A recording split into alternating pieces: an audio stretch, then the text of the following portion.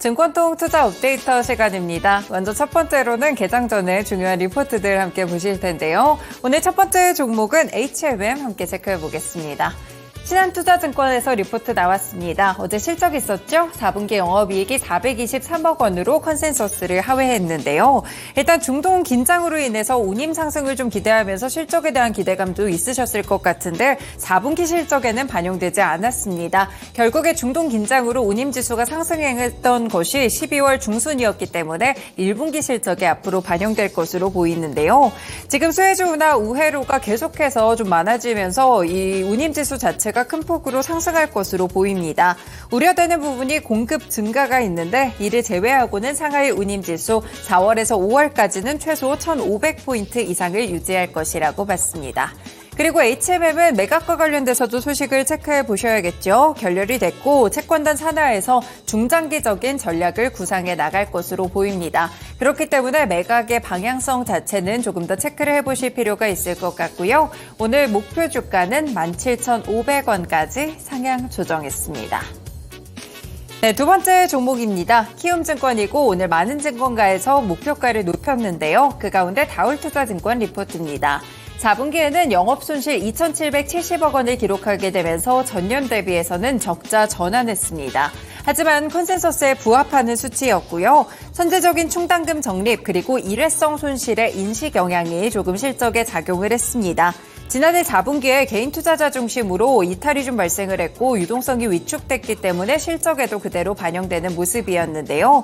다만 앞으로의 이익 회복을 예상하고 있습니다. 무엇보다도 브로커리지 수수료 수익이 회복될 것으로 보이는데요. 11월부터 회복됐던 일평균 거래대금 증가세도 결국에는 수익성에 좀 기여를 할 것으로 보입니다. 현재 시장 점유율도 21% 이상을 꾸준하게 유지할 것으로 보이는데요. 그리고 키움증권은 유가증권 내에서 채권 비중이 40%를 넘어가게 됩니다. 그렇기 때문에 금리 하락 시 운용손익까지 빠르게 개선될 수 있을 것이라는 분석을 줬습니다. 이에 따라 목표 주가는 15만 2천 원까지 상향 조정했습니다. 네, 세 번째 종목으로 두산 보겠습니다. NH투자증권 리포트고요. 4분기 영업이익은 2,664억 원으로 전년 대비 15% 정도 증가하면서 컨센서스를 하회하는 실적이 나왔는데요. 이번에 반도체와 모바일 시장이 동반으로 좀 부진했기 때문에 전방 산업을 이쪽으로 두고 있는 자회사들이 많아서 실적도 함께 부진했습니다. 하지만 올해는 업황 개선과 신제품의 본격 양산을 통해서 실적이 큰 폭으로 개선될 것이라고 보고 있는데요. 사실 이 두산 로보틱스의 지주사라고 볼 수 있는 두산의 경우에는 두산 로보틱스를 성공적으로 상장을 시켰음에도 불구하고 결국에는 더블 카운트 이슈 그리고 시장의 변동성으로 하락했습니다.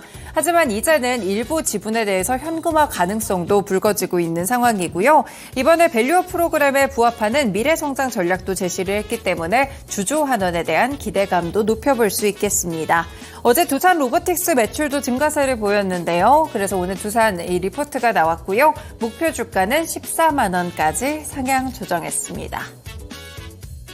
네, 마지막 종목 보겠습니다. 최근에 또 뜨거운 종목이죠. 바로 코리아 FT입니다. 상상인증권에서 리포트가 나왔습니다.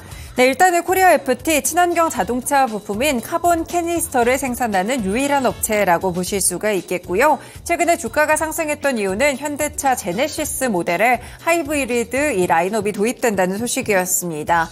일단은 시장에 오픈된 계획은 내년 초로 알려지고 있는데요. 이 하이브리드 자동차의 경우에는 마진 구조에서 봤을 때 순수 전기차 대비 우위를 갖고 있습니다. 그리고 환경 규제를 맞출 수 있다는 점에서 더욱더 주목을 받을 수가 있겠는데요. 지금 앞으로 이 전기차, 그러니까 이 전기차와 관련된 시장들, 친환경차 시장이 어떻게 갈 것에 대한 방향성을 보고 있는데 하이브리드 그리고 전기차가 혼합된 양상으로 갈 가능성이 높다고 짚고 있습니다. 그런데 코리아 FT는 여기서도 모두 대응 가능한 전략들을 사용하고 있고요. 지금 살펴보시면 전기차 관련 신제품도 개발하고 있고 관련 제품인 프론트 트렁크는 이미 유럽에 공급을 하고 있다고 합니다. 그리고 하이브리드에서 들어가게 되는 카본 캐니스터의 경우에는 환경 규제에 따라서 단가가 좀 변동성이 있는데 유럽 측에서 굉장히 환경 규제가 좀 강해지고 있죠. 그렇기 때문에 단가가 인상될 수 있고 결국에는 실적에도 긍정적인 영향을 미칠 것이라고 평가하고 있습니다. 다만 오늘 목표 주가는 따로 제시하지 않았습니다. 네, 이렇게 오늘 중요한 증권사 리포트들 4가지로 함께 요약해드렸고요. 다음으로는 오늘의 주요 일정들도 함께 보시죠.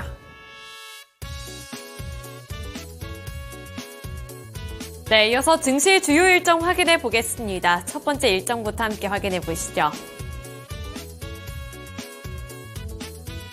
오늘 국내에서의 소식입니다. 대한의사협회 집회가 오늘 개최될 예정이고요. 다음으로는 하나에어로스페이스의 순천 우주발사체 단조립 입장 착공식이 있습니다. 하나와 관련해서 그리고 이 우주 항공 관련 종목들의 주가 흐름도 함께 파악해 보시면 좋을 것 같고요.